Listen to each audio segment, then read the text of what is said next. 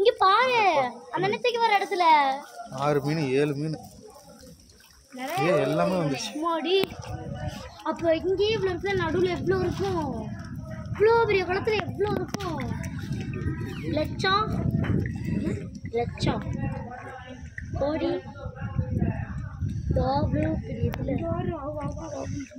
ஒன்று பெரிய மண்டையா இருந்துச்சுக்கா அந்த இருக்காதா? இதோட பெரிய மண்டை நல்ல முன்னாடியே வருதுண்ணா. 2வது படியில் வருமே இங்கே அடிச்சுக்கிறதுக்கு அதுக்கும் அதான் தெரியுதா? பாவுன்னு வாங்கிருக்காங்க. அது இல்லை